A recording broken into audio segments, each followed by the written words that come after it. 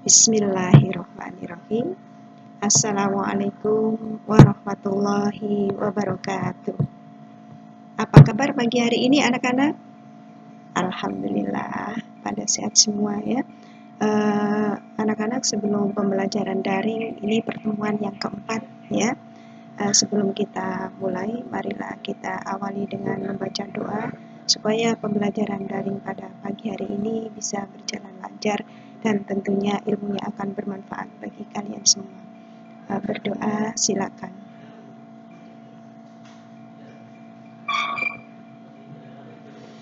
Alhamdulillah, kita jumpa lagi dalam pertemuan yang keempat ya. Dalam pertemuan ketiga kita telah mempelajari dinamika penduduk di negara-negara di dunia. Untuk pertemuan yang keempat ini kita akan membahas pengaruh perubahan ruang dan interaksi antar ruang di benua Asia dan benua lainnya di dunia. Ya, coba perhatikan, perubahan ruang ini disebabkan oleh dua faktor. Ya, yang pertama adalah faktor alam. Kemudian yang kedua adalah faktor aktivitas manusia. Faktor alam ini disebabkan oleh bencana alam. Contohnya tsunami, banjir, gunung meletus, longsor, dan badai. Ya, ini punya ada video tentang perubahan ruang, contohnya perubahan karena faktor alam. Ya. Ini ada videonya, kalian perhatikan.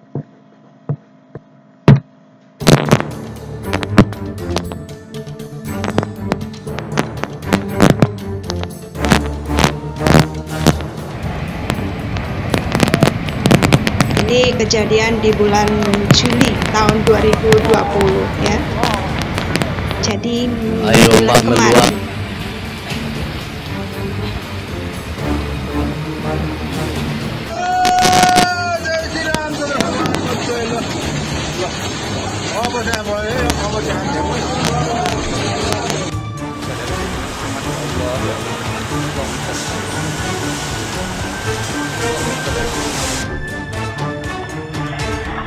Ini gempa bumi yang terjadi di Jepang ya, sekitar pukul 6.38. Hai sobat, ketemu lagi dengan video on the spot terbaru.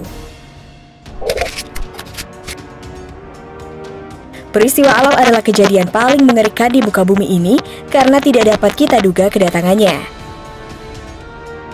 Peristiwa alam dapat memberikan efek yang besar terhadap kehidupan kita. Di bulan Juli ini sudah banyak terjadi peristiwa alam mengerikan. Misalnya saja tanah bergerak hingga gelombang tinggi.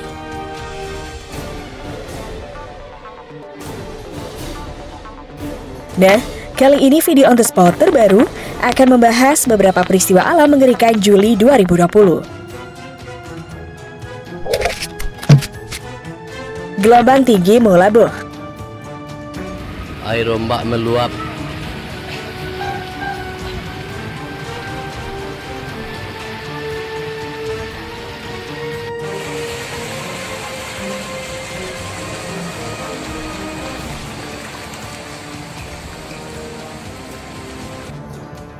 Puluhan rumah di Maulaboh, Kabupaten Aceh Barat rusak akibat diterjang gelombang tinggi. Kondisi tersebut menyebabkan terjadinya luapan air rob hingga merendam rumah-rumah penduduk di sejumlah desa yang berada di kawasan pesisir Maulaboh Sabtu 11 Juli 2020.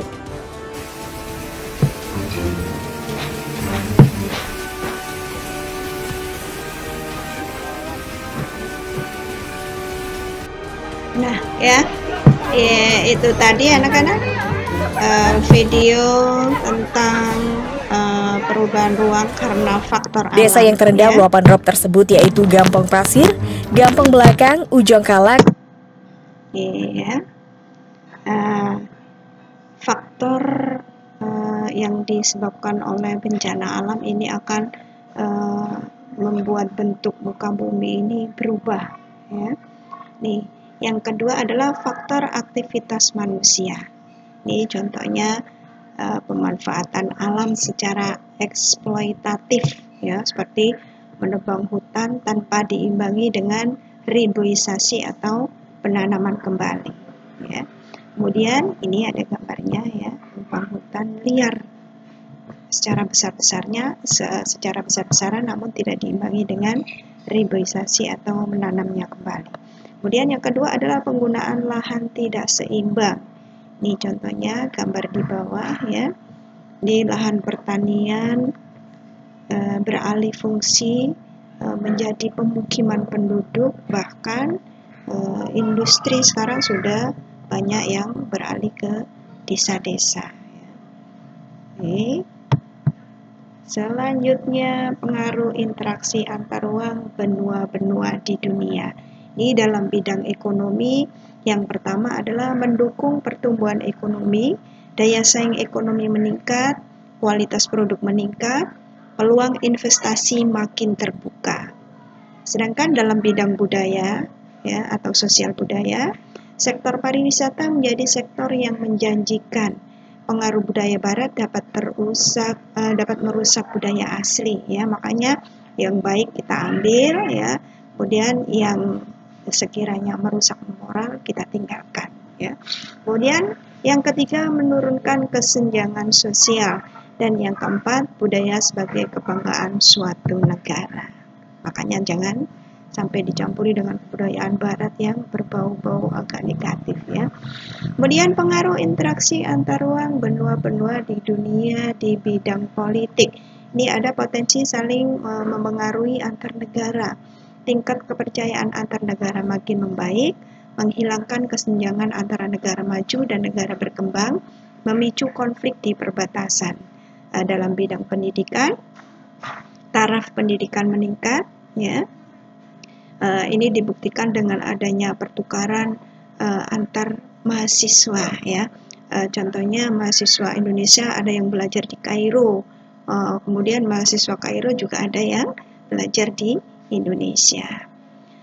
Yang kedua adalah angka melek huruf meningkat, khususnya negara berkembang seperti Indonesia ya. Sekarang jarang sekali kita jumpai buta huruf ya. Yang ketiga adalah teknologi merambah ke berbagai penjuru dunia, dan yang keempat adalah perkembangan ilmu pengetahuan. Nah, anak-anak sampai di sini dulu. Ada pertanyaan? Kalau ada yang bertanya silakan langsung saja japri Bu Yayu ya. Untuk tugas yang keempat ini ada 3 tugas yang harus kalian kerjakan ya.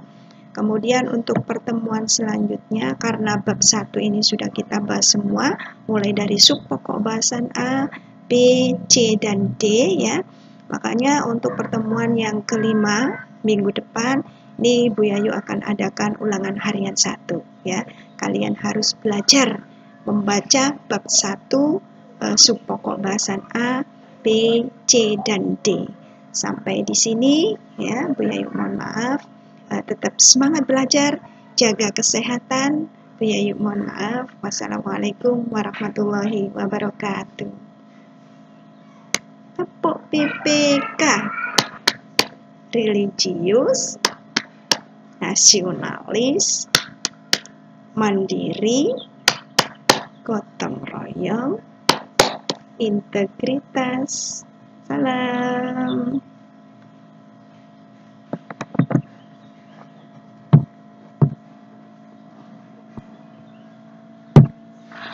Hari ini hari bahagiaku, belajar